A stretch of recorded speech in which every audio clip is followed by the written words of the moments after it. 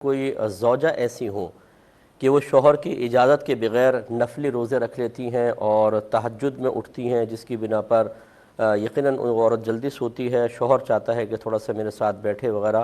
اور وہ تہجد کے لیے جلدی سو جاتی ہیں اور پھر اپنے ٹائم پر اٹھ کے تہجد پڑھتی ہیں، اس سے شوہر ڈسٹرب ہوتے ہیں۔ تو اب اگر شوہر اس کو منع کرتا ہے کہ نفلی عبادت نہ کرو تو وہ کہتی ہے مجھے پھر طلاق دے دو، تو اس عورت کا اس طرح نفلی عبادت کرنا اور پھر منع کرنے پر مطالبہ طلاق، اس کی کیا شرعی حیثیت ہے؟ دیکھیں، ہماری تمام شادی شدہ بہنوں سے میری گزارش ہے، اور خصوصاً جو علم حاصل کیے بغیر عبادت اختیار کرنے والے ہیں، سب سے پہلے تو میری ان سے گزارش ہے کہ علم حاصل کیے بغیر عبادت کبھی بھی اختیار مت کیجیے گا، کیونکہ ہو سکتا ہے وہ عبادت آپ کو جنت کے بجائے جہنم میں لے جائے۔ پہلی بات اچھی طرح یاد رکھیں۔ دوسری بات یہ ہے کہ جب کسی بہن کی شادی ہو جاتی ہے تو سب سے زیادہ حق اس کے شوہر کا ہوتا ہے، جس کے بارے میں رحمت کونین صلی اللہ علیہ وسلم کی 2 حدیثیں میں عرض کرتا ہوں۔ ایک تو سرکار نے فرمایا کہ اگر میں کسی مخلوق کو سجدہ کرنے کا حکم دیتا تو بیویوں کو حکم دیتا کہ وہ شوہروں کو سجدہ کریں، اتنا شوہر کا زبردست حق ہے۔ اور ایک روایت میں سرکار نے ایک بچی کو تلقین کرتے ہوئے ارشاد فرمایا، جس نے پوچھا کہ مجھے بتائیے کہ شوہر کا بیوی پر کیا حق ہے، تو رحمت کونین صلی اللہ علیہ وسلم نے ارشاد فرمایا کہ شوہر کا یہ حق ہے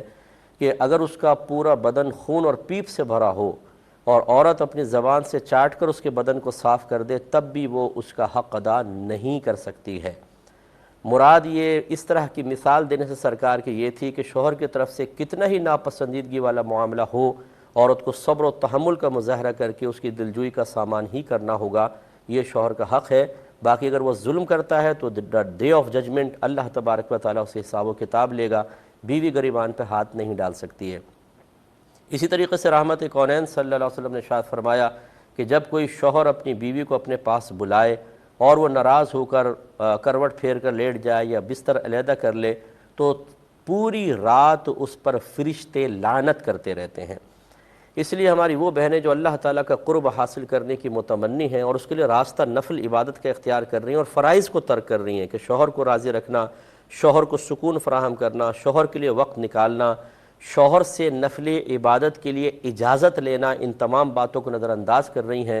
تو خدا را ایسا نہ کریں۔ اس سے آپ کو کوئی قرب الہی حاصل نہیں ہو سکتا، اس سے آپ کو کبھی جنت نہیں مل سکتی، اس سے آپ کسی اور راستے پہ جا رہی ہیں۔ اس لیے شوہر کی اطاعت فرض ہے، عورت پہ لازم ہے کہ اگر کوئی نفلی کام کرنے لگے، نفلی عبادت، تو پہلے اپنے شوہر سے پوچھے گی، وہ اجازت دے تو پھر وہ کر سکتی ہیں، وہ بھی خوش دلی سے دے۔ اگر ناراض ہو کر دے رہا ہے تب بھی نفلی عبادت چھوڑ دیں۔ شوہر کی دلجوئی، شوہر کو راضی کرنا، اس کی ہزارہا برس کی نفلی عبادت سے افضل ہے۔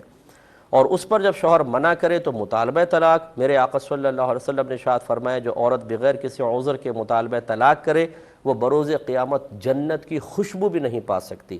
تو وہ بہن کس کی تلاش میں؟ ان نوافل پڑھ کر، نفلی روزے رکھ کر یا تہجد پڑھ کر وہ کیا سمجھتی ہیں کہ اللہ کی بارگاہ میں ان کو مقام حاصل ہو جائے گا؟